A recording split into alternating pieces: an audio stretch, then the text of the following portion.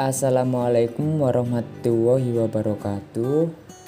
Di sini saya dan teman-teman saya akan menjelaskan tentang pesan, audiens, dan saluran komunikasi. Sebelumnya kami akan memperkenalkan diri terlebih dahulu. Saya sendiri M. Sudi Asrof, lalu ada Irmayana, dan terakhir M. Nazil Zulfakor. Oke, langsung saja kita masuk ke pembahasannya. Let's go.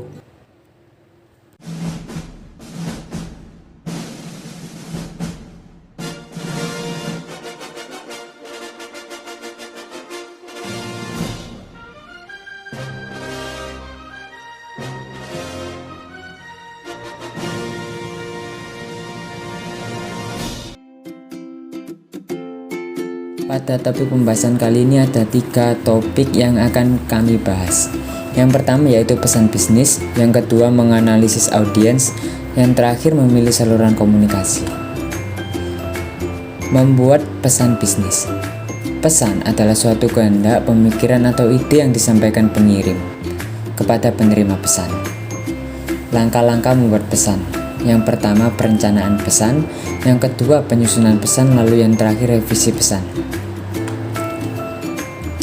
Perencanaan pesan dimulai dengan menentukan tujuan pesan, di mana tujuan itu bisa berupa penyampaian informasi, membujuk atau persuasi, dan permohonan kerjasama, lalu kolaborasi. Penyusunan pesan. Pembuatan pesan dimulai dengan menulis ide gagasan secara panjang lebar dan selengkap mungkin. Ide ditulis berdasarkan data yang ada, misalnya keunggulan dalam suatu produk yang akan dipasarkan. Jika keunggulannya pada harga dan mutu, maka contoh pesan bisnis yang dapat digunakan adalah belilah produk kami yang kualitasnya bagus dan harganya murah. Lalu revisi pesan. Ada kalanya setelah dievaluasi pesan ini kurang efektif, kurang mendapat tanggapan karena masyarakat terutama ingin tahu bagaimana garansi purna jualnya. Maka pesan dapat direvisi menjadi belilah produk kami yang kualitasnya bagus, harganya murah dan garansi 2 tahun serta tersedia tempat servis purna jual di perwakilan kami. Hal yang harus diperhatikan saat membuat pesan adalah pesan yang dibuat harus jujur sesuai dengan kenyataannya, pelayanan sesuai janji, like promise, like service. Menganalisis audiens.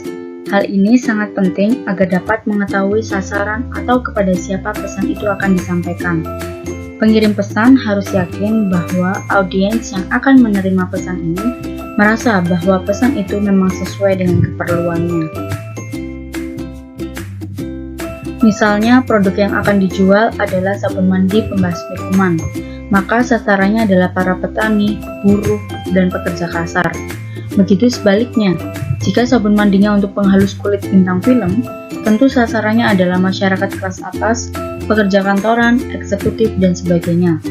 Penting dengan adanya analisis zona yang sesuai pada produk, analisis dibuat berdasarkan daya beli masyarakat, tingkat pendidikan, usia, budaya, dan agama. Sehingga, pesan yang akan disampaikan akan selalu sesuai dengan audiens yang menerimanya. Memilih saluran komunikasi. Terdapat 2 jenis saluran komunikasi, yakni saluran komunikasi personal dan saluran komunikasi non-personal. Yang pertama ialah saluran komunikasi personal. Saluran komunikasi personal merupakan saluran komunikasi pada 2 orang atau lebih yang berkomunikasi langsung, yang biasanya bertatap muka atau face to face, atau biasa melalui telepon, WA, internet, dan lainnya. Komunikasi secara langsung dianggap sangat efektif karena akan memperoleh tanggapan yang sangat cepat. Dalam dunia marketing, dikenal dengan salesman atau agen yang gencar berkomunikasi dengan calon pelanggan secara langsung. Tujuannya ialah untuk melakukan pengenalan produk, negosiasi, dan perundingan berbagai persyaratan harga. Yang kedua ialah saluran komunikasi non-personal. Komunikasi yang tidak dilakukan secara langsung atau tatap muka, tapi sudah dilakukan menggunakan media. Misalnya, media yang digunakan dalam bisnis dapat berupa brosur, pamflet, iklan, dan siaran televisi. Media-media yang digunakan pada saluran komunikasi tersebut juga memiliki kelebihan dan kekurangan. terutama jika dinilai pada unsur biaya dan pilihan jangkauannya. Sarana pembantu dalam saluran komunikasi ini ialah seperti LCD, film, video klip, dan tampilan slideshow. Media elektronik yang berkembang saat ini sangat membantu dalam proses komunikasi bisnis tanpa mengenal batas wilayah dan waktu. Dalam memilih saluran harus mempertimbangkan pula masalah kerahasiaan, kepentingan dan ketentuan formalitas, keberagaman audiens yang sangat kompleks, menjaga emosional, serta perasaan audiens. Demikian presentasi dari kelompok kami. Apabila terdapat kesalahan kata, mohon maaf sebesar-besarnya. Wassalamualaikum warahmatullahi wabarakatuh.